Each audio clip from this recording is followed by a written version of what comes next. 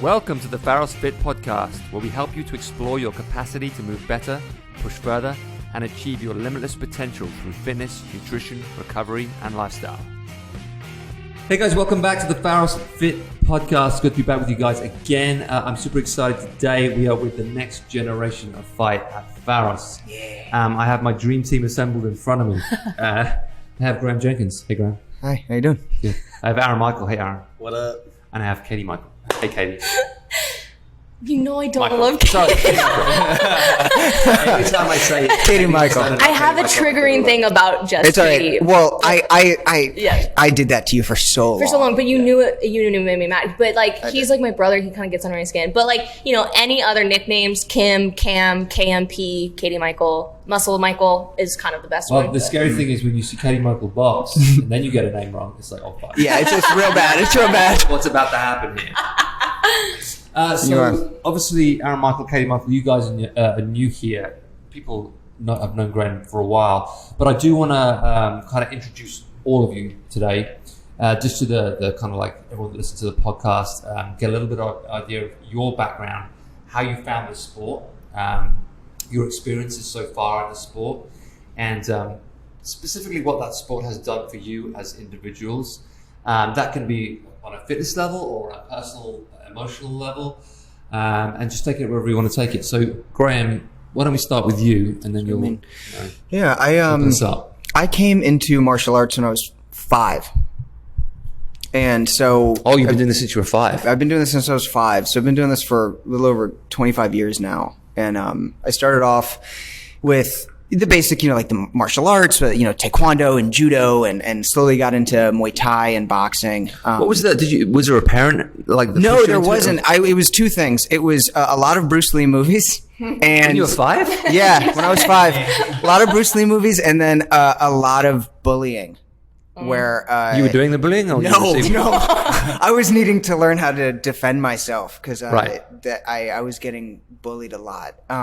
So it was those 2 things. It was wanting to basically be Bruce Lee and to not also get my ass kicked every day at school.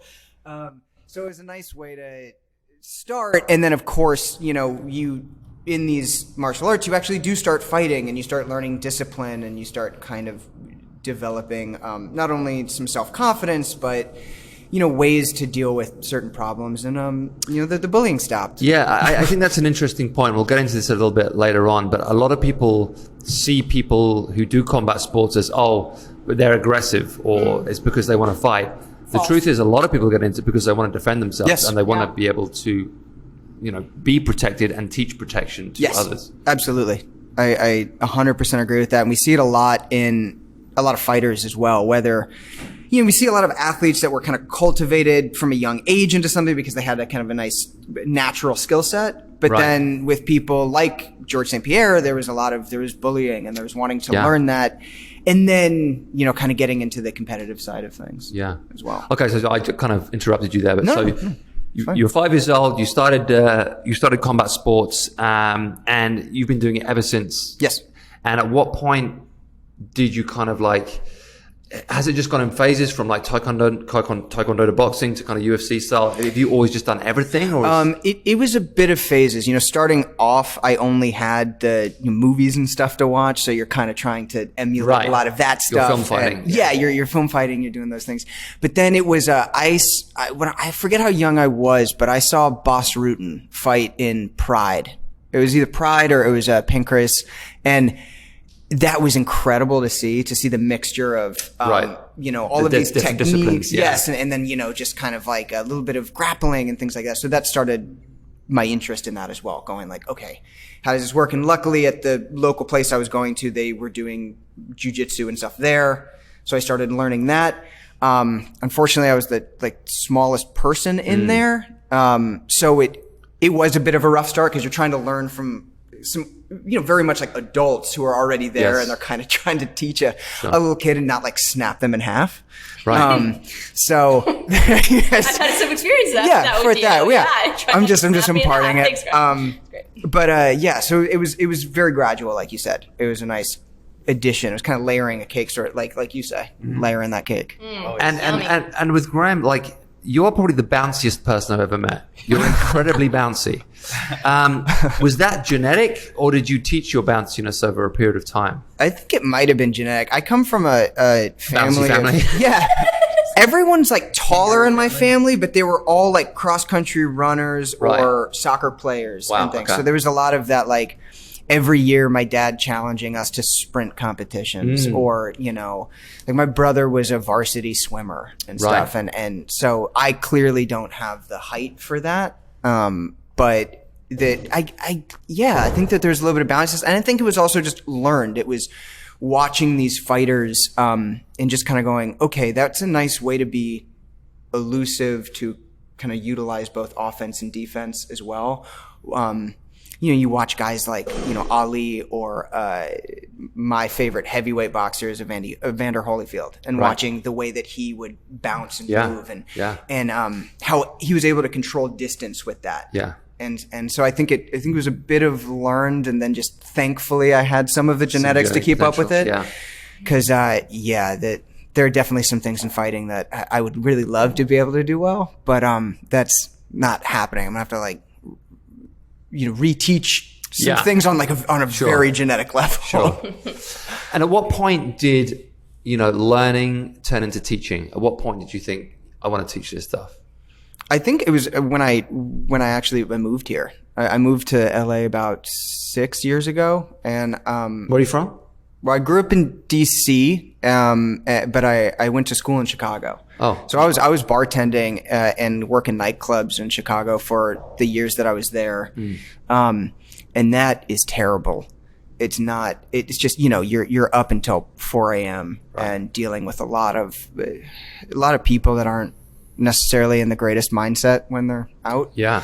So were you bouncing in these nightclubs? Oh no, I wasn't bouncing. I was bartending. Right. And so like you're still kind of dealing with some things, but So you weren't like Swayze in Roadhouse? No, I wasn't like. I wish I was like Swayze in Roadhouse. I am. What was it? I am polite until I'm not. I don't have to be. Right. But exactly. Be nice. It was time to not be nice. It was good. It was a good switch. But when we came out here, you know, we were looking for something that would complement the fact that I have my degree in theater and acting. And so I found a place where I met Aaron Michael and Katie-Michal as well. And it was kind of this nice thing of like, oh, I've been doing this for so many years. It's a very natural fit to kind of come in and start teaching. But there has been a big learning curve. I would say that I am very much more of a student than I am a teacher. And so it's been nice to learn from these two as well, from some of the other people that I've met on how to, even just certain like linguistics on how to impart that knowledge rather than just being like, follow along with me. Yes. You know, and so. Well, it's true of whatever you're coaching. If it comes very naturally to you, or you've been doing it for so long, because it comes so naturally, sometimes it can be hard to like convey that experience and that knowledge, and trying to like communicate with people who just don't quite get it, and their body doesn't move that way, and it doesn't respond the way that your body responds. Exactly. It's a very, you know, it's something that you have to teach yourself how to do that over a period of time. I think, as you guys would know too, there's a lot of these things where certain questions that people have, it's because this is a sport, and it's a sport that's, you know, high level problem solving with like dire physical consequences. There's a lot of the answers are like yes and no. Exactly. It's kind of depending on what the opponent is doing. Because every game plan is different. You have to adapt it to what you do well.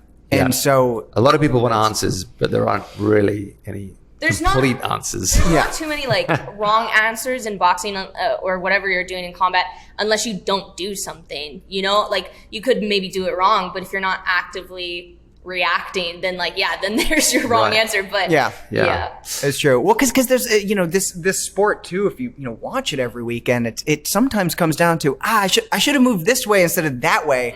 And that's how a whole fight can end. And it's a game of inches. And so that can be really hard to impart to someone who's coming into it, you know, new and maybe just wants to defend themselves. And they're kind of going, it's like, but what should I do? It's like, well, sprint really fast to begin with. Sprint. And Graham, before we move on, just tell me briefly, like, what do you think is the biggest gift that this sport has given you? I mean, when we say sport, like we're kind of talking about combat sport in general right now because you have so much experience in so many different fields. But in general, being like a combat athlete, what has that given you as an individual? I think it's there's nothing necessarily concrete. It's interesting that there's very tangible skills that can translate into like the intangible. And I think that very much the same way that combat has done for me has been the same way that I've heard, your wife Emily talk about it as well, where there's way to approach life in the same way that you train. Yes. And so especially coming at this as like the other half of my life being an actor, there's a lot of this ability to face things head on and just kind of jump in. Right. While also still trying to be vulnerable in the fact that you don't know everything. Yes. And and there's always ways to adapt and ways to kind of approach. That's why the Rocky movies still have the best quotes of all time. The Rocky movies, you can use those quotes for pretty much any part of life. Absolutely can. I think if he dies, he dies. Is probably the most. We could spend a whole podcast on Rocky quotes. But it's just. Yeah, you facing things head on while also knowing that you don't know everything, and that's a whole other hour here of translating that into like theater. But you train and you practice, but then anything can happen. Yeah, and you go in there and you just try to be you, and that's. But again, it starts getting more and more like metaphysical and, as we go on. Of course. Aaron Michael, let's move over to you. Tell me about yourself. I started martial arts when I was 6 because of Bruce Lee. Yes. Was constantly watching. It's a Bruce Lee fan club, right? Bruce Lee. I was constantly watching Bloodsport and Bruce Lee and just mimicking Bruce Lee all the time. And I was like, I want to do that. My parents were like, you want to do that? I'm like, yeah. So I started doing Taekwondo. And then I think a week later, they started doing it. And then your parents did? My parents started doing it. And then we started competing, doing tournaments. And I did it until I was about 12 and I got super burned out because we would train 2 to 3 times a day, every day. Oh, wow. Yeah. With your parents? With my parents. Oh, my God. It was brutal. Eventually, we started doing kickboxing. As a family? As a family. And I remember helping my dad train for a match. Oh. I think I was like 8. That's crazy. 8 or 11 or something like that. And I was holding pads for him all day. Your dad was training to fight very aggressive, tiny people. Right. Yeah. So, and we also did Hapkido, What's that? Hapkido. It's a Korean martial art. It's you have grappling, takedowns, choke holds, arm bars. How similar is that to Sambo? I don't know because I don't know Sambo too well. Yeah. So I learned a bunch of different disciplines, and then after that, I got back into kickboxing because my dad kept teaching. He started teaching, and later on, he's like, "Hey, I need an extra instructor at this gym." So I was like, "Okay, I could do that." And I started teaching, and it was a totally different world. Yeah. And you could be a great fighter and a horrible coach. Horrible, yeah, 100%. And I think because I was so nervous, I was so barky. I was like, all right, everybody. Like just screw, and it's just. I relate with that because when I was a little kid and you had to take over, it's like, okay, the only thing I know about is like Cobra Kai. So I just, or like Karate Kid. So you're just kind of like, you just strike hard and you strike fast and, no mercy. And it's just like, everyone's like, that's not what I'm here for. Yeah. Well, it's also compensation for feeling insecure. It's like you just overcome that with volume. Yeah. Like nobody's going to listen to me. So I'm going to scream and I'm going to be really pissed off. And that wasn't the way. Right. And my coaching changes all the time. But eventually I went to Thailand and started doing Muay Thai. And I brought that back. It's a brutal sport and it's brutal training. And it was probably the best time I ever had training. Yeah. It was 5-minute rounds, 1-minute breaks. But in your breaks, you're doing 10 push-ups, 10 sit-ups. Yeah. Pour a cup of water on your head, which hurt because it was so hot. Right. And then, you're training for 2 hours. Yeah. And you have to do 300 sit-ups at the end of your session every day. Right. It was crazy. It was the coolest experience ever. How long did you do that for? I was there for a month, and then I just kept doing it when I got back. Right. So training felt easy after that. Yeah. Because I'm like, oh, like my endurance is amazing. And then when I came to LA, I got a job teaching boxing. But I started studying a coach named Barry Robinson, and he had a system. And he talks about things that are so unorthodox. Like he studies basketball teams, football teams, baseball teams. He comes from a military background. So his approach was always combat sports is behind. Like how come in basketball they're drilling how to shoot a free throw? He's like, but we're just trying to smash people. He's like, and our sport's more dangerous. Like in basketball, they're not getting concussions. We're getting concussions. Why aren't we drilling like they're drilling? So I think I started, looking outside of, oh, I just have to study boxing. I just have to study Muay Thai. It's like, no, you got to study everything. Yeah. And apply it. And I think that's helped me grow as a fighter. Well, I think that's true of a lot. I mean, boxing, also soccer in the UK. When you look at strength conditioning of those sports in the UK, it's very behind like what you would find in NFL strength conditioning, that kind of stuff. They're still like doing laps of the the training field to like as their conditioning and stuff like that. Just very, very behind the times. And I think boxing, because it was such an old guard kind of sport. Yeah. It did get stuck, and it needed like new ideas and fresh blood, and it still does. I remember still now. An interview with like Teddy Atlas, and he was talking about like, we didn't used to drink water like in the 70s or something. What? Sure. I need that. And he's just like, no, it makes you weak. But that's what we thought. And it's like, that's not good at all. Right. My best friends, I have to force her to drink water all the time. I'm like, can you just one cup? Yeah. I'm the same way too. It's bad. It's really bad for you not to drink water. Yeah. And so what do you think? So you came to LA, you started teaching. I started teaching, and I think when I started studying, I started realizing that you shouldn't just study one thing. You shouldn't be like, oh, I'm a boxer, I only study boxing. I did Muay Thai, so I can clinch. You can use that in your boxing, and most people, they don't even know that they can't even touch somebody, grab somebody's neck. Right. They can muscle them around, and not even just muscle, but there's technique to it and there's drilling to it. And so much got me behind the neck and threw me across the park. I was like, whoa, what happened? Wrestling. And what I started learning is that you can apply footwork, everything to kickboxing, Muay Thai, boxing, wrestling. I remember watching a wrestling clip, and the guy's like, oh, I was studying Muhammad Ali. He's like, so I like to move left, right in a circle and then takedown. Because for him, it's not really about striking. It's about being in a good position. Yeah, it's all about position. Yeah. So that's what I learned when I was like, oh, it's not about combinations of the day. It's about 100%. How can I always be in a fighting stance? Yeah. And how can I get into a good position to strike someone when they're not ready? Yeah. Well, I mean, you really notice that when you first start sparring, or if you spar with someone who hasn't got much experience, it really has nothing to do with punching at all, and all to do with positioning of the body and footwork. That's it. And the problem is a lot of people, they got a lot of heart. Right. So they're like, oh, I could take a punch. Sure.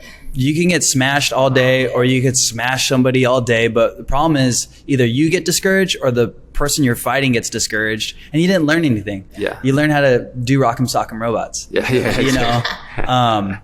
And I think it's not fun to be punished.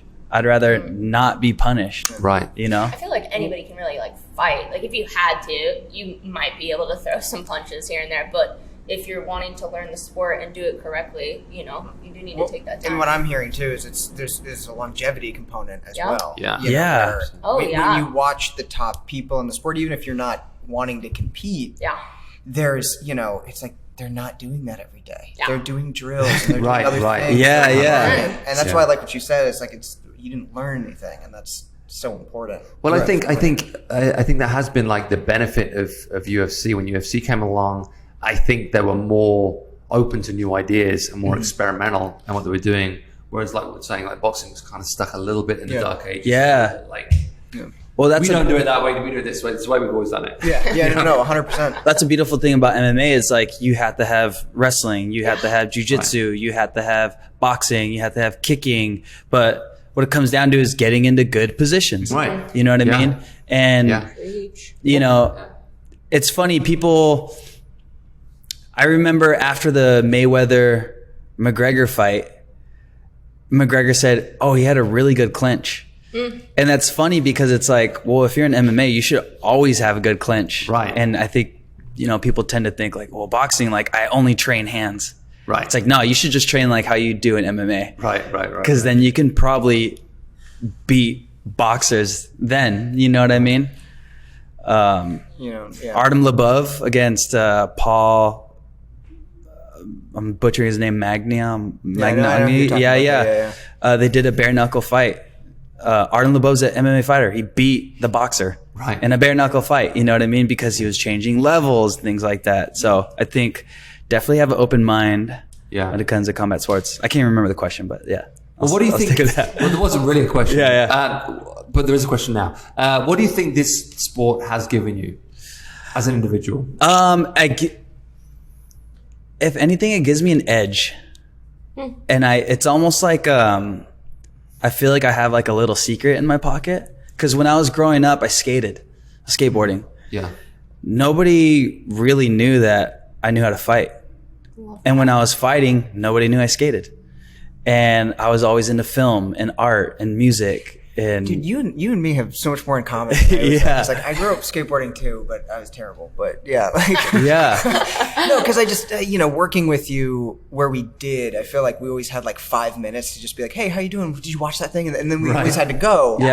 So it's nice kind of getting to know you more and more over the years because we realized this, like, oh, we like a lot of the same movies. And we skateboarding. It's not just a fighting monkey. No. And so it's just like, I don't know. It's just, I just wanted to add that. It's like, it's just cool getting to know everyone a lot more and like who you're working with because you guys have so much to you. And it's nice. And I think that, and we're going to talk about misconceptions a little bit later, but I think that's true of a lot of when we look at like fighters or we look at people who are in like strong positions, we often like don't consider the underbelly, their emotional underbelly, like what's really driving that, what's underneath it all, what were their experiences like growing up, right? Because there's often like a pretty tender story to what seems to be a very alpha sport, you know, big time. And I think I like because I was always I don't know, like I guess I was a little bit softer spoken. You know, when I got older, I was goofy. I was always goofy. I was always having fun. I just liked being in this like fantasy world of like my movies and things like that. But when it came to fighting, I was so sharp. Yeah. And I was so dedicated. And I think when I talk about edge, it just means that I have a skill. Yes. And I could tap into this other mind state that I might not have when I'm walking around everyday life. Like when I'm coaching, it's almost the complete opposite of who I am. Yes. And it's funny because when I make decisions in life, I'm like, well, why don't I just do it like how I coach? Right. You know what I mean? Yeah, make decisions, be decisive. And instead, like, it's something a little different. So I think that it gives me a sense of pride. I have a sense of skill. Like I said, I have this like little secret. Like it makes me like I have that in my heart. It's like I know how to fight. And I think that is true of fitness that teaches you something. Fitness that has a skill component.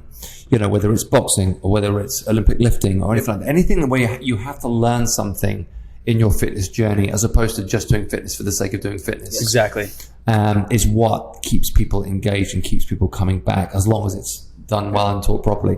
I completely agree. I think that's one of the best things about and the fight program that we're teaching here. I think that's one of the best things about it. You will learn something 100%. and you will walk out of the room with a skill set. Yeah. And I would say too that you feel strong. Yes. Like in whatever you're doing, that was a big shift for me in just exercise in general, was moving from this like kind of look based kind of thing, you know, like in your early 20s, you're just trying to like, you know, have the six pack and like look good and do all these things. But it's it's very reactive on like what your mental state is that day, and like, you know, just if you're dehydrated or not. Like, Right, yeah. Whereas if you're coming in and learning something or just kind of doing things that just build your strength, that will always be there. No matter what, you can still go home at the end of the day and just be like, I feel capable. Yeah. You know, And it's also using your brain. Yes. I remember, I first got into boxing because I was always a gym rat. And I was in my early 20s and I was just bored. I've been bench pressing and squatting and shit for years. Like, I need something else. I need to teach myself something. And that's why I started boxing. So I needed, you know, stimulus. yeah, something, yeah. And I think that's what draws a lot of people in. Yeah, I think for me too, I always tell people, they're like, well, what are you going to teach me? I'm like, I'm going to teach you intellect. You know, I'm going to teach you to be smart. You're going to be a smart fighter, and then you're going to end up being smart in life. You know, because you can apply the things that you learn. Be a smart fighter. It's like it's like building a D&D character. You're just adding shit to my intelligence. Yeah. And it's going to be really cool. Because I think people often, they're like, I just want to work out, but they don't want to have that mental workout. You know, it's kind of like when you teach someone how to lift, they got to learn how to technically lift properly, or they're going to get hurt. Yeah. But It's the same with boxing. If you don't have those fundamentals and techniques, you shouldn't just go on the bag and like try to hit as hard as you can. I mean, you'll for sure hurt your hand. yeah, so you always got to use your brain. Yeah. Right. Yeah. Right. You got to turn it on. Katie-Michal, let's So- move on to you.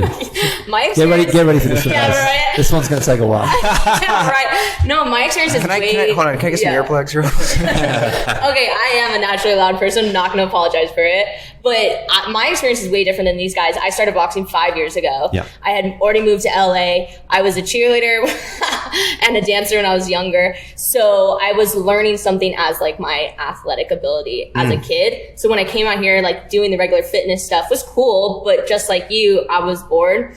And I just walked into a boxing gym, and then I was like, oh, I like this. And I walked into another one, and then all of a sudden I was like offered a job. Right. And it happened so quickly, and I got really good at boxing so fast, which like I'm so proud of myself that I was able to. But I think one of the experiences I had is a lot of pushback from one being a woman in the fitness industry, but then on top of that in a combat sport, like you just don't, people look at you. I'm also just 5'3", by the way. So like people are just like looking down at me literally and figuratively, you know? So I think one of the experiences is like, I'm always having to kind of prove that even though I've only been doing this for 5 years, the proof is in the pudding. You know, I got a job as a assistant coach, and then about 6 months later, I was a head coach, and now I'm here. Well, I will say that your learning curve was very quick. Thank you. And it goes into the thing of like, I've always hated the whole Malcolm Gladwell 10,000 hours thing because it makes it if you look into it, you can make it much more than it is. But I've always looked at something as like intensity and focus is what, you know, will kind of breed that growth. And it can happen in an hour if you're and the focused, thing is, I think, which is what you did. Yeah. And so that was nice to see because, you know, working with you, there was a very fast learning curve, which was nice. Well, I bet that dance and cheerleading background helped because I mean the same thing with Vanessa, right? Yeah. She was a great boxer, and it was a lot of it came from she had a dance background. She understood movement. She understood her body. She could move. That's exactly what it is. There's definitely different types of intellect in the world, and one of them is in fitness and knowing your body. So yeah, that's kind of where it all began, just of being bored. And then I was like, oh shit, like I'm good at this. This is great. And then I feel like what it's given me, I mean, there's so many things, but it's given me something else that I love to do because I'm also an actor. So when you come to LA, you have to have something that supports you. And being able to work at a place that I love to work and do something I love to do. I mean, I love boxing, but I also love teaching it. And I feel like I've become a good coach in the terms of knowing how different everybody's going to learn something different. And coming from like school, I have ADD and I'm dyslexic, and we all probably came from a school that was like, there's only one way of learning something, and if you can't learn it that way, like, sorry, you're shit out of luck. Yeah. So coming from that and then going into a teaching career, like you have to notice when you say something and it's like it clicks for those two people, but the next two people it's not going to click for.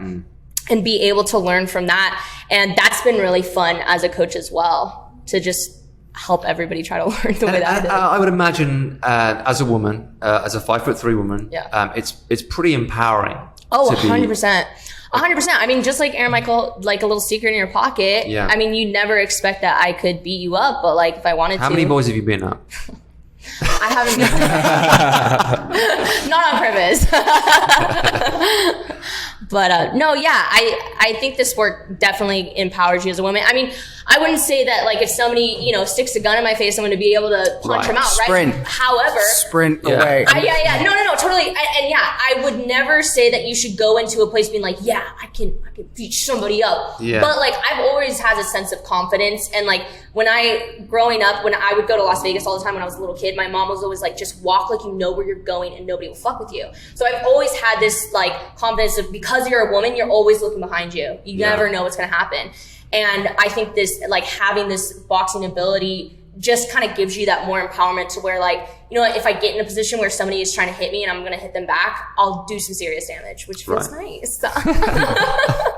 So let's just kind of talk collectively, and we already kind of touched on it, about the benefits of this kind of training and our fight program specifically.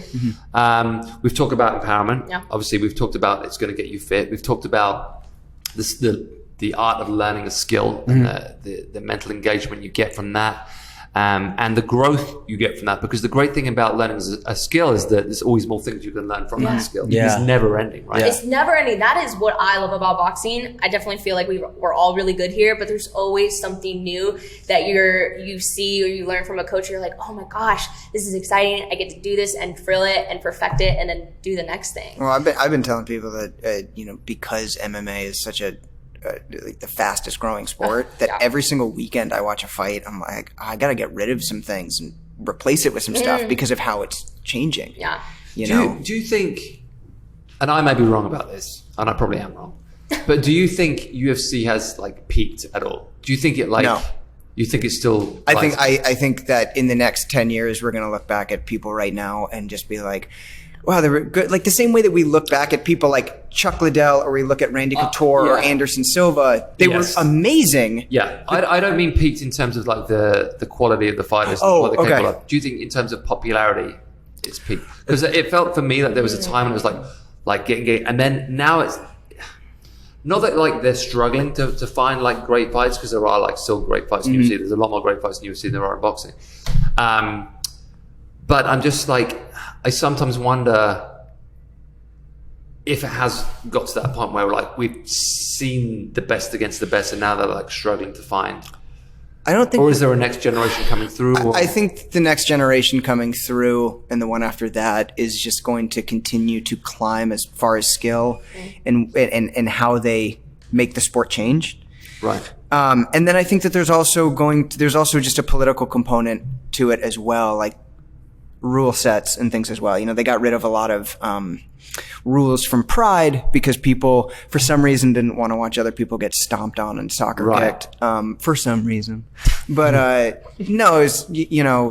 Well, I think honestly, in the beginning, it felt a lot more just like violence. It was kind of a lot more like, let's just put two people in the ring and let them fuck each other up. Yeah. And from different disciplines. Like, all right, here's a sumo wrestler and here's this kung fu guy. Like, let's see what happens. It's honestly the same thing as why people love like wrestling, right? Because it's like, just put two big people in the ring. It's like Street Fighter. It was like watching, you know. Like. But now it truly is an art. It truly is like people learning all of these different skills to the very best of their ability, and then plotting like a chess match against the other people who are the best at that stuff.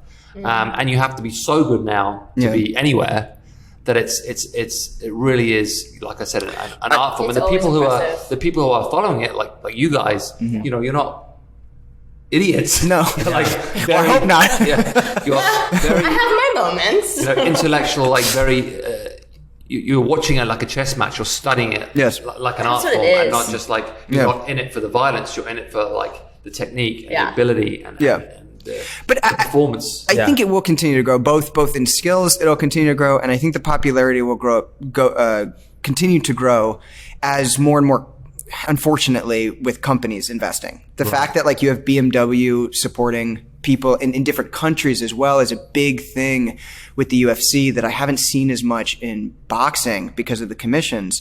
You're getting people like McGregor is by far not the best fighter at all, but he has an entire country behind him. And you have people like, we see it with Russia, we see it with, you know, New Zealand and Australia and, you know, all of these places where people can kind of really identify with a flag and with someone representing their background. Yeah. And so I think that as we see more sponsorships with those individuals and those countries, and everyone just kind of starts to kind of meld a little bit more, I think it will continue to grow. And is boxing doomed? I don't think I wouldn't want to say it's doomed, but there's definitely a lot of problems when it comes to commissions and when it comes to organizing fights and these purses. Like, I'm really a big fan of Canelo talking about there should be one champion in every weight class. There should be one belt. There should be these. And I think that that's a nice thing to learn from UFC. Whereas I think that with the UFC and places like ONE and all these other places can learn from boxing is to pay their fucking fighters more. Yeah. And to actually allow them to have some sponsorships and stuff, because the pay in MMA is abysmal compared to boxing. And that's why a lot of people are going over and doing YouTube fights and stuff, because they're able to make $500,000. And if you're putting your body on the line, like it's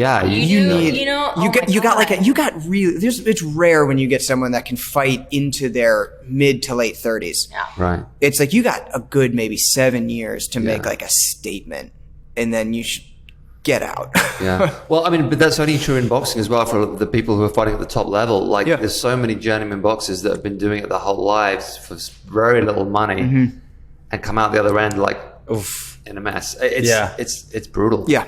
It's really brutal. It is a brutal sport. I think that MMA boxing could be more popular if we stopped treating the fans like they're stupid. Yeah. I think part of why I think there's so much sensationalism and like they hit him with the right hand and he's tired, he's not doing enough strength and condition. If we just educated the fans like they do in basketball, because when you hear the announcers, they're talking about like, oh, their defense is great because of da-da-da-da, or like, this is why they're losing. They're just calling out what they see. Right. But when I hear now, sometimes I'll like put the MMA matches on mute. Yeah. Right. I'll completely agree with you. The stupid comments. I feel like the best commentators are the ones that are the ex-fighters, like the Dominic Cruzes and the Paul Felders and stuff, that can actually just be like, I hit him with a double leg. And you're just like, what is that? And it's like, well, look it up. Like, and you'll educate yourself with it. Yeah. There's so many basketball and football fans who don't even play basketball or football, and they know what's going on in the game. Right. That's how you get a lot of coaches, maybe they weren't the best athlete, but they understand the game. Yeah. And I think people, when they watch fighting, it's almost like we treat them like, well, you'll never be great because these guys are gods. These ladies are gods. But it's like, no, they had a practice and they have deficiencies, and then they have skills that they're really good at. So let's educate them and tell them, okay, this is what's exactly going on. Yeah. And this is how they got into a good position to get this knockout, as opposed to, he slipped and threw that right. And speaking about treating the audience like idiots, you now have people like, what's his name? Jake Paul? No, the right. Where we just fought with the YouTube thing? Jake the YouTube. Yeah. Fighting and Grant sponsoring them, and I don't know whether you follow Grant on Instagram, but I do. And the amount of abuse Grant got. Posting pictures of this guy, it was just hilarious. It's like, good. The audience doesn't want this. Like, it's so disrespectful to fight fans. Yeah. I mean, there's a YouTube audience that want it. Yeah. There's that generation, but it's like fight fans are just like, this is like, what have you done? Yeah. I think it's kind of funny because does it bring in money? Yeah. Sure. Can anybody be a fighter? Yeah, I think so. Right. Can you be the most hated person in the world and be a fighter? Definitely. So, and it's almost like he's playing a role. Like, all right, I'm going to be the obnoxious villain. Right. I mean, I don't even blame him. Like, and the thing is he's got the money to hire the best coaches. Right. And he's been doing it for 2 years. So you can kind of like, there's things that, you can't blame him, and he just kind of adds to that villain role. Right. And then people but that's the thing. We talked about wrestling or with boxing or with UFC, the sensationalism. It's people like drama. There's a lot of people that watch fights because it's built. Yeah, you get the drama. The thing that I can't stand is when the audience like boos, because it makes me feel like they don't actually understand what's going on in the fight, which usually they don't. When they boo because they want to see blood, they want to see somebody knocked out. And I'm like, you try to go just one round for 3 minutes, just keeping your hands up. And I bet you can't. And now these two people are trying to kill each other, and potentially they're trying to do it in a smart smart way so that they don't get knocked out and now you're booing. And I'm just like, come on. I think I love a good fight, but at the same time, I cringe when somebody is starting to bleed or gets knocked out, because you're just like, the consequences of that is a lot. It's a lot. Just for your amusement, it's a lot to be a fighter. Come on, you guys. This is another like social media problem, because it used to be like with boxing, you would fight amateur. Before you fight amateur, you would grow up boxing. Then you would fight amateur, and then eventually you might go pro. Mm-hmm. There was a funnel. Now it's just like, well, you can get famous on YouTube, and then you can be a professional fighter. Yeah. It's like it's a totally different. It's interesting. It's free for all. It's funny. I remember I was watching Anderson Silva fight, and he got knocked out. And I remember my friend's like, "Yeah, I'm so glad he got knocked out." I'm like, "Why?" She's like, because he's an asshole and he showboats. And it's like, that's good that he's showboating. Like, it works to his advantage. He almost uses it as a tool when he fights. So I think people watch it from a personal standpoint. Right. I don't like this person because they're a bad person. Yeah. Instead of like, is this person a good fighter or are they not a good fighter? Right. You know what I mean? Dude, I've done that. Like early on too, when I'm trying to do things where I don't invest so much into fighters, because they're fighters that I really like, and I tend to just not like, I tend to watch them and just be like, just don't get hurt, Right. Please don't get hurt. But it's not going to change anything. It's like the best person on that day will win. And if you're watching someone like a Jake Paul and they've done something bad, win or lose, it's not going to change those actions. Like the people that they've hurt in life, they're still hurt. Yeah. And so you're right in the way that like you're watching from an emotional standpoint. Yeah. And Jesus, I'm very antisocial when I'm watching. I'm like off in a corner. Yeah. Okay, guys. So let's move on to your favorite fighters of all time and why. Oh. Everyone knows mine's Rocky Balboa. Do you who's your like in the real world? In the real world, yeah. Not in fantasy world. Well, I mean, we all have our favorite movie fighter. I mean, I grew up watching a lot of Ricky Hatton, and I loved Ricky Hatton back in the day when he was at his peak.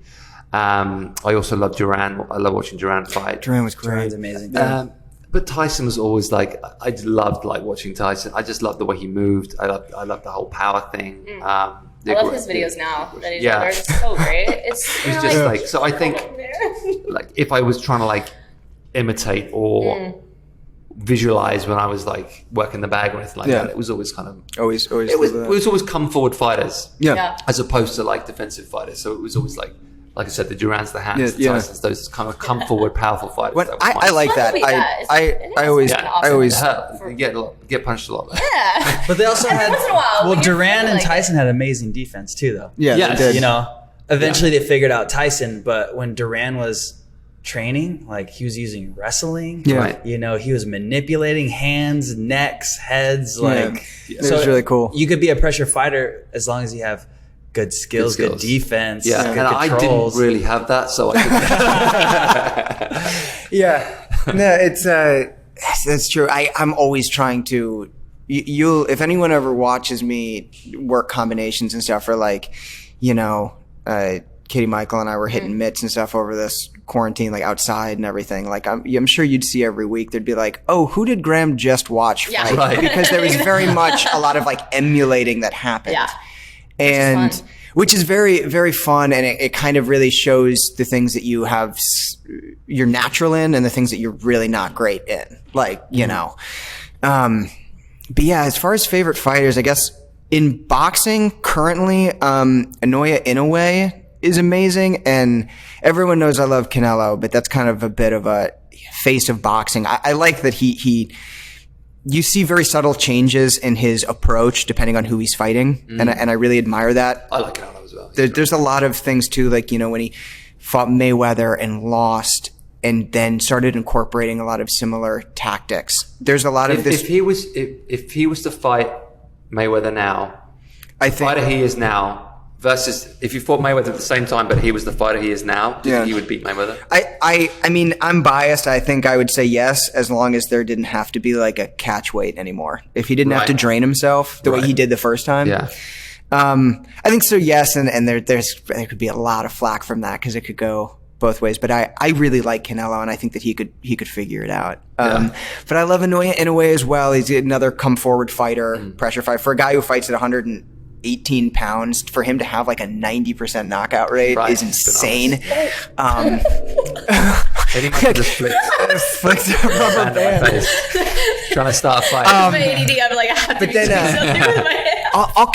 I'll keep it short for MMA because I know these guys are going to have a probably similar overlap, because I could go on for an hour about different reasons why certain fighters I love, but I'll always be a fan of Demetrius Johnson. I think he was such a great example of being able to mix up absolutely everything in fighting. And currently, this is going to be bad because it's kind of controversial, but Petr Yan, who was formerly the bantamweight champion and lost it on a illegal knee to the head. I really love his fighting style because it's a beautiful mix of Sambo and Muay Thai. And I think I also just like him because all of the other fighters that I love are really nice people, like Robert Whittaker, GSP, like people that don't create drama. And I like that. They go in, they do their job. Yeah. They do their job. Yeah. And Yan doesn't create drama. He's just evil. He is just pure evil. And it comes from like a real place. Right. And he's like that bad guy in Warrior. Yes. And I love it because the skills are there. The skills are there. He goes and he does his job. Diabolical. But I don't know what it is. Everyone else I love, like seeing Robert Whittaker fight this past weekend and stuff, and just how much of a gent he is. Yeah. And just like, and he's so good. Like, I will always root for those guys. But yeah, lately there's a weird thing with Yan. I'm happy that there's just this like super villain is fighting at like Ivan Drago. Yeah. All right. Who's your favorite video game fighter? That's what I want to know. Oh, fuck. Like in like a proper fight game? Like, like Street Fighter, Mortal Kombat, don't matter. This is the real question right here. Yeah. This is the one that people really care about. I'm probably going to come back to this and be like, okay, no, this one. Right. But off the top of my head, I always really loved Reptile. Okay. In Mortal Kombat. I always loved that like acid spit. that was cool. Acid spit. Because I know yours. Yeah. I got a couple. I'll reveal them. As far as favorite fighters go, I think that nowadays I don't have a favorite fighter because when I watch fights now, I don't even cheer anybody anymore. I'm trying so hard to get on your level, man. I'm trying to catch up. I agree with that. Like just watching the fight for the fight and like whoever wins. I try to critique and I try to figure out what they did, what they do right, what they do wrong, and how could I beat them. Right. That's what I look out for. So you're your own favorite fighter, basically. What's that? You're your own favorite fighter. Sure. I should have chose that. I think in the past, when I was definite victim of sensationalism, I was like, I like slick fighters. So I was like, I love Josh Kelly. He fights with his hands down. He has a lot of head movement. Right. And then I started criticizing, and I was like, oh, well, who were the people he was fighting? People that had a high guard that he could beat really easy. So when he started getting higher level opponents, he couldn't fight the way he fought. Right. Yeah. And it's like, yeah, there's chinks in the armor. It's so interesting when you see that, because I remember watching a ton of fighters growing up and it's like, this guy is incredible. Yeah. But then as soon as they get to the next level and they get beat, it's like, oh, they could only do that because they were fighting. Yeah. So how about, I'll say the people that I've been learning a lot from would be Mayweather, because, people talk about his defense, people talk about the shoulder roll, but nobody's talking about that after he punches, he puts insurance after that punch by controlling, meaning that he's controlling someone's head, their gloves. He's making sure that they're not punching. Yeah. He's smart. He'll let people smother themselves, or he'll smother them so they can't punch. Yeah. I'm learning a lot of that. I'm learning about a lot from George Foreman. Dude, he was great. He's insane. George Foreman, he did, I'm going to talk about a knockout, but he did a knockout. I think it was George Cooney or Jerry Cooney, where he threw a right and then he walked to the right like he was going to go for a walk, like a nice walk outside, and threw an uppercut at the same time. So it looked like nothing, and he knocked him out with that uppercut. Got back to his feet. He did the same thing. Just walked one way, but threw a punch another way, and I thought that was beautiful. Yeah. There's another fighter, a new guy, and he's training with Canelo's coach, I believe, and his name's Julio Cesar Martinez. If you watch his fight against Charlie Edwards, it's like he's playing 3-card Monty with him. Basically, he's like showing him one thing, giving him something else. Right. So he would approach Charlie like, I'm chill and I'm violent. I'm chill, I'm violent. So he never knew when Julio was going to strike, and he had a really hard time. And it was a controversial decision because Julio won that fight. He knocked him down, I believe with a body shot. And as he was getting down, he punched him one more time as his knee hit the ground. So they was like, no contest. And I thought that was stupid, but because he won that fight, he terrorized him. So it's cool to see that kind of fighter because, I don't know, like I said, I like, Graham was saying evil fighters. This dude's evil. This dude's super evil. I think it's just one of those things where we so rarely see. A lot of it is fabricated, like you were saying, it's sensationalized. It's people creating a persona, and I think it's really rare to see someone who like only ever smiles when they're fighting. Right. And that's a very weird, pure place to find, because because there are people like, I loved Boss Rutan growing up and still love him, but he was never like an evil dude. He was just really good at fighting, and kind of liked to compete. So I agree with you, but I'm also trying to get on your level of not having favorites and just only have people to learn from. Trying to stay emotionally detached. Oh my God, yeah. It's hard. I kind of go at everything very. I've had to learn over the years. I go at everything very emotionally first, and then have to bring it back, because I kind of start there, and I think it helps with certain artistic things. But yeah, for sure. I've had to learn, like, even just relationships and stuff, that it's just kind of like, I'm just talking about dinner. You don't have to get all, It's like, well, why don't you love me? And sometimes, when we watch film, we watch movies, we watch it just as a movie, and we're not trying to, how did they do the lighting? How did they do the editing? Things like that. But I always watch a fight and do film studies pretty much. That's how you get better as a fighter. That's how. God, slow motion all the time on YouTube. Yeah. But okay, and back. Okay, got it. As a fan, though, like there's definite fighters I like to watch as a fan. Muhammad Ali. I love Stylebender, but I also didn't want to idol worship, because when you make someone a god, they're a god. Everybody's a human. Yeah. Mm-hmm. And I knew eventually, someone was going to not treat Stylebender like a god. Like, oh my God, he's so elusive. Oh my God, like his strikes, like, and, he got put down on his last fight, and,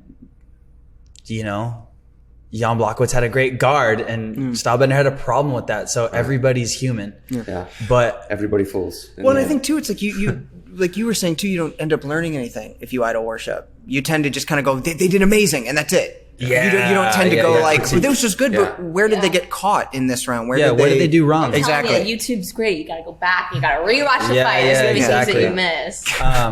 So Muhammad Ali, Stylebender, Roberto Duran. I like old fighters. Henry Hank was really cool to watch. Old soul, Mr. Aaron Michael. We can all learn Sugar a lot Ray from Aaron. Robinson. I just love watching fights. I love MMA, kickboxing, Muay Thai, boxing. Like I said, I watch it from a critiquing study point nowadays. But even as a client, honestly, if you go and watch any fight, like just pick a fight. It really doesn't matter, and slow it down. You'll learn stuff. Yeah. You can totally learn things. Yeah. Okay, Katie-Michal, give it to me. Who's yours? Well, my first one is gonna be Thug Rose.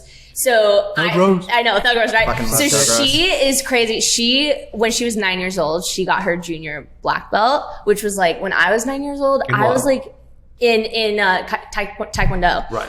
And when I was 9 years old, I was like wanting to be the president and also eating praying mantises. So it's like, she is crazy. You were eating praying mantises? Yes, that was me as a kid. That's the thing that I learned about you today. I know, it's crazy. So like she's been doing this when she was like a little kid.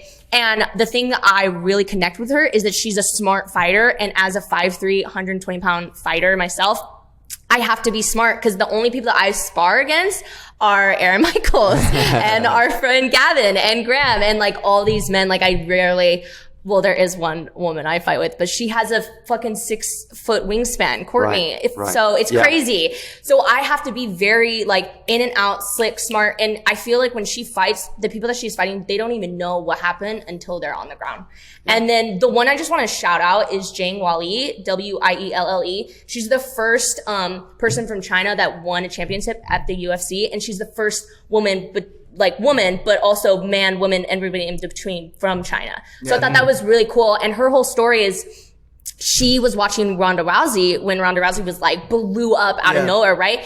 And she was so empowered by the fact that Ronda Rousey was this woman and a fighter and everybody was really respected of her and like honestly scared. And coming from China, she was saying how she, you know, comes from a place that like really doesn't respect women, which is a storyline around the whole world, you know? Some places is worse than others, but for her, she's like, that's what I fucking want to do. And she was doing Kung Fu since she was a little kid and then switched over to mixed martial arts and then came to the US. So a lot of her fights were in China and then came to the US. So I just thought that like, that's a cool story for a woman, just like, and they they fight this weekend. I know, and they both fight. So like, here's the thing about not they are fighting each other. Both. Yes, Wally and Thug Rose they're fighting this weekend. So that's the thing. I'm gonna have to not like. I don't know. I don't want either of them to win. I just want it to be. They're fighting each other. Yes, they're fighting each other this weekend. Yeah, I know. So I'm stoked. It's actually really great for women's MMA this weekend too, because Valentina Shevchenko is fighting Jessica Andrade this weekend as well for the flyweight title. So it's really good. In this sport, I mean, women and everything are kind of like swept under the rug a little bit, but especially in this sport, you know, but women go ham compared to the men. They're really when Joanna and Wally, when they fought, they went all 5 rounds, and by the end, Joanna had this massive like she had a hematoma. It was nonstop. Like women fighters are crazy. I mean, crazy in all the right ways, but like so underrated. I do thoroughly believe that the women's pain threshold is high. Yo, are you kidding? Well, and I think too a big thing is that like men typically you have the power advantage of like a lot of male fighters might not need the same technique because they have the knockout power. Right. You can be kind of sloppy. Whereas women, especially in like MMA, or even when we watch people like Katie Taylor in boxing or Clarissa Shields, like I love Katie Taylor. There's not only like this nice aggression that's there that you need for a combat sport, but there's the technique is flawless. Yeah. So I think women have a lot to prove though, because in the world we're viewed as less than or weaker and like not as aggressive as men. So like how could we be combative in combat sports? So we have to have that technique, because if we just go out then people will be like, oh, well, they didn't have the right technique. No. You know what I mean? So it's like, we have to check all those boxes they do for them to be the best, and then not to, you know what I mean? Not to be looked down at. You're 100% right. They have a lot to prove. It's a really nice showcase this weekend for of some of the greatest female fighters of all time. Okay, guys, let's bring it back a little bit to PHAROS and the fight program specifically. What is our goal with this program? What message do we want to send out? Where are we going? What are we doing? To learn, to be be a smart fighter. I think big thing is opponent awareness, because we're not always going to be sparring somebody. To be able to see that opponent in front of you and do things, to be able to get to a position where you can react on your own. So you can imagine a situation that's happening and there's a why to everything. You're not just shooting at the bag, whatever. I'm doing this for a reason. I'm coming down here in a slip for a reason. I'm pulling away for a reason. So there's always going to be a why in my classes. Nice. For me, everybody's welcome and everybody's going to level up. No matter how long you've been fighting, whether you're a novice or you're professional, I think everybody's going to learn something from us. And I think that we train intellect. Yeah. Always. And even if you don't plan on being a fighter, let's get you as close to the fight as possible. You know, let's make you a smart fighter, not just, I only know how to strike. You know, I know how to defend. I know to do footwork. I know how to move my head. I know different stances. I know how to fight both stances. Let's get you to be as best as you can at something that you care about. Yeah. You know, And let's say you're not going to like go out on a fight, your endurance level is going to shoot up. Yeah, you know, I mean, so there's a lot of people here who don't give a fuck about fighting. totally. Yeah. You know, Right. they're just Totally, doing it but for there fitness. is so Yeah. much more. But you're like, we're not training you to, because we're not going to expect you to fight. It has a lot of benefits just in your regular fitness journey, which I think will be great for people. I think that's where I come at it too. Is that I agree with both of the things that you said, and also just having just a full body routine, something that connects mind, body, and being able to move it as a unit. To practice your balance, your footwork, like you said, and something that you're going to be able to do for the rest of your life. Like this is the combinations and things you learn. Yes, you may or may not have to use them. Hopefully not, but at the same time, it is a exercise. It is a mental state that you can continue to progress in. It's a skill you're going to learn for the rest of your life. And it again, it pulls your whole body together. It's the same thing that I try to do with all of my workouts, whether it's Olympic weightlifting or sprinting and stuff. Like the way that chimps move and how like every single muscle is connected. It's the same thing with fighting. Everything is connected. Yeah. It is, And so yeah. I really love that approach. Yeah. Well, it's for me. It's also it's kind of like the ultimate functional training. Yes. Yeah. Right. Perfectly said. Totally. Because you're using your body in space. You know, the sweat's pouring off you. You're constantly doing different things. You're always on your toes. You're always using your brain. Yes. It's putting all these things together. The sport just has a wonderful flow to it. It's a great way, like we've been saying, to just get generally fit, to raise your GPP, your general physical preparedness, at the same time as learning a new skill, at the same time as just having a great time and having fun. Yeah, yeah. Oh, you'll have Because- fun. I'm going to It's change my fun. answer to what you said. goddamn Just my fun. answer is exactly what Pete said. Yeah. It's really well said. It's fun, guys. Yeah. And I'm so excited for people to come in and experience this and to work with you guys. I mean, we have a fight class every day right now, and we're going to be launching a lot more as the year progresses. And yeah, I just want people to do it and experience it and have fun with it and see the gift of it. What Aaron Michael said though, everyone is welcome. It like don't be afraid Don't to be come afraid, because yeah. I get it whether you're a man or a woman. You can be like, but it's like a combat sport. It's like it's so much more than just hitting something or somebody. Exactly. So like what you said, Aaron Michael, everybody is welcome, and you can start at 0. Or you can start at the level 100 and you're still going to learn something no matter what. Because we always start every session from the ground up. So everything, doesn't matter what level you're at, we always start with the basics because everybody always needs to know the basics. So Fundamentals. always the fundamentals. You'll never be out of place here. Okay, this is what I want to kind of finish and wrap up with. And this can be to do with combat. Okay. Or it can be to do with anything. Yeah. My producer Brandon's going to start the clock. It's going to be a 1 minute drill. You're each going to have 1 minute to think about your purpose on this planet. Okay. Now, you don't have to think about your whole purpose. You just have to think of 3 words that would be contained within your purpose. Defeat capitalism. Well, it's 2 words. I run a small business. It's kind of capitalism. I don't see you as the capitalist that I'm worried about. Yeah, you don't need to worry about my family Damn, finances. Koch brothers. Your last name isn't Bezos. So 3 words, any 3 words that would God. be contained within your purpose can be anything. You ready with the clock, Brandon? Wait, 3. does it have to be like an adjective or can it Can be anything you want. only Any 3 pronoun. words. It can be blancmange, my purpose? whatever you want. Okay, ready? 3, 2, 1. Do Americans use the word blancmange, by the way? No. Oh, Wait, you guys talking? It's I can't think. I'll be quiet now. I already know mine. We look shit. down upon big fancy words, especially with that many G's. Americans can't. Blancmange. What a beautiful word. Yeah. Blancmange. Sometimes just want to just go to Glengarry Glen Ross and be like, always be closing. Oh, yeah. Coffees for closers. Coffees for closers. Yeah, I know mine too, though. You wanna run down? It's very similar. Oh know. God, I think, I feel so put on the spot right now. We'll start with Graham. Yeah, right? You'll have time to think while they're working. Yeah, perfect. No, I got mine too. But What do you guys like know your? Just, yeah. we're older than you. We've had more time to think. I mean, I know what I want to do on this earth. You know. Seconds. 10 seconds. 9, 8, 7, 6. Ding, ding, ding, ding, ding, ding, ding, ding, ding, tiddly-dee, bing. Okay, You said you Aaron Michael, you go Aaron first. Michael, you go. Mine, 3 words. Yeah. Learn, Oh, Jesus. create, express. Ooh. Do you want to embellish a little? I'll leave it at that. I like that. I like your style.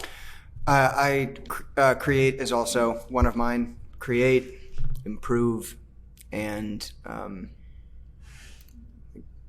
I guess I could go with authentic or authenticity. Ooh, I like that.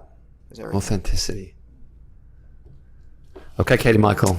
Well, yeah, I guess I'm gonna be like true to myself, right? Yeah. Wow, you have to be. I mean, I'm gonna say act, but I could also say create, and that's more well-rounded. And then I want to just say love, truly. There you go. You got to spread the love, right? Love to course. yourself, love to other people. The world needs a little bit more. It does, always. World peace. Yes. Hi. Thank you. Thank you so much. Thank you, Miss Reno. Oh God, Miss Reno, what does that look like? I'm wearing like a card dress. You know? So wait, so that was create, love. Was there a third one? Truth True. was- Yeah, Oh, truth. truth. Truth to Truth. yourself. There you go. Be true to yourself. Love that. But like, Well, it's interesting that you all said create because you are 3 creative souls, It's right? true. You are all artists. What is that, left brain Yeah. or something? I don't What know. is that, right brain? yeah, whichever side is really smooth. It's my good side. Yeah. Yeah, Go ahead. go on. Now you go. I was gonna say, no matter the medium, sometimes you have to make do with whatever you have. But as long as you can create something, you know, whether it be photography, painting, radio, film, editing, Podcasts. you know, podcasts, Yes. dancing, you Even know, whatever. fighting. Like, Yeah. I think that's a huge Yeah. thing that people leave out when you go into like, you talk about heart and you talk about skill. It's like creativity is a huge one, Oh yeah. which we see in some I of mean, the we best create our own fighters. workouts for ourselves. We create classes for y'all Or every just Sunday even- at 10:15. You are AM. you guys are actors that became fighters. Yes. Yeah. Has anybody been a fighter that became a successful actor? Definitely not Ronda Rousey. Definitely not No. Ronda Rousey. Bruce Lee? Well, Bruce Lee grew up in a theatrical Yeah, he actually family. started. His started first film was in- 10 years old. Yeah, he started, but it's a good one. It is you. I think that's you the are, I closest. think that's the closest, Aaron. That's No, yeah, I for think sure. everybody's gonna. I feel like me and us 3 will probably be the first like fighters, and then Yeah, become yeah. successful actors. I mean, but you do have successful Like actual actors successful that do compete, or even people who are in a different field. Like Anthony Bourdain was he won a few jiu-jitsu competitions. You have Keanu Reeves doing the same thing in Right. jiu-jitsu. Like you have people that can learn some skills. I think with seeing what they're making GSP do a little bit in the Marvel Yeah. franchise, you kind of get at it. But it's a skill, and it's a skill that in the same way as anything else, if you're going to do it to the best of your ability, you not only need to be obsessed with it, Yeah.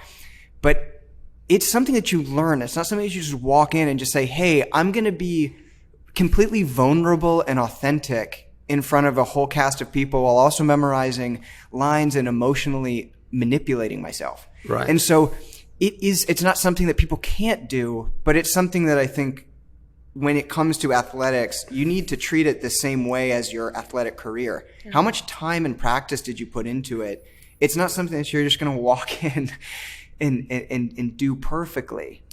Yeah. And it's also difficult because you have identified your whole life as one thing. Like Yes. you have identified yourself as a fighter, and there's a certain alpha imagery or an alpha perception that goes with that. And I think it can be very hard for people to shed that and then become something else. Because Right. acting is the world of pretend, right? I'm pretending to be someone else. Yes. And I think it's very That's hard why I for them. love it. It's very hard for them to just not be the fighter that they've always been. Well, and especially because like they're hired because they do come in with a name. If you hire Right. like Michael Bisping Yeah. for something, and it's like, Michael- well, that's Bisping. That's not. Bisping was in a David Lynch So they're Twin good- Peaks episode. Yes, he It's was. good He when did they really play well. He did themselves. Like when Right. people aren't actors and you just want them for the themselves, name. yeah. Just play yourself, and then it's like, oh yeah. And, and I think with what you're saying too, with like a big part of it too is the production and the director as well. Because I'm pretty sure David Lynch could make anyone look good Look good, because yeah. he's fantastic. What about the dude from what's it called? He was in Blade Runner 2049 in the beginning. He's in the new Dune. Batista. Yeah. He was good, but he was a WWE guy. So I classify him Still more as an like- actor than But he was an athlete. What, Dave before he Bautista? was an Like, actor. I mean, he's And he's very great. athletic. Yeah. And But was he ever a fighter? no. He was- I mean, he was in- He wrestled. he did do a professional MMA fight. Oh, he or did? two. But like, but coming from that WWE background, he's 100% he is athletic. And he might be the anomaly in this conversation. He's got but some chops, though. I would put him as an actor first, because having to come out with a persona and sell the fight every single night, especially on those regional circuits that they do, I would put him as like, dude, he's doing theater every night. Well, wait a minute. If we go down that road, we can talk about Dwayne Johnson, right? Because But I Yeah, but he's. But He I mean, plays himself The up, Rock though, wasn't like, in in Blade every Runner movie. 2049 either. that's the criteria. Were you in Blade Runner or not? right. That is though very good example. I think that Batista's a nice bridge to cross with that. It's possible. Anything's possible. It is. Yeah. It can be. It can be done. I'm just, It can be I'm done. just being salty. Yeah. Okay, guys, we better wrap it up there. Great podcast, guys. Yeah, Thanks for great joining me. podcast. Thank That was you. awesome. Having us. Having us. If you're listening to this and you want to come take a boxing class, you want to join the fight program, please do. We are at 1316 Glendale Boulevard in Echo Park. We're going to be doing some great things this year with these three captains of industry, captains of the Nice. fight industry. That's us. Yes. So yeah, come see us. T-shirts? You can follow us at PHAROS Echo Park. Graham, what's your Instagram? Oh, it's just for my acting. It's Graham Jenkins 1, and with just like the number. And for here, we have Fight at PHAROS. Fight at we're PHAROS. We're gonna be Follow putting that. up more and more videos of all three of us and kind of technique and different punches to throw. Yes. Aaron Michael. You can find me at Harvey Leche. Harvey Leche. If you want boxing, you can find me at Coach Harvey Leche. There you go. Mine is Katie-Michal Pullen, so it's KATIEMICHALPULLEN. Don't get it wrong, guys. You Don't can't get it get it wrong because the Michael is a girl Michael, quote unquote, whatever. Right. Michael. Yeah, and then my coach one is Coach_KMP. There you go, So guys. follow us on Instagram. Exactly. All right, guys. Your evening news. Thanks again, guys. Awesome. We will catch you real soon out there, and thanks for listening. See you. Bye. Thank you. Thank you. Bye.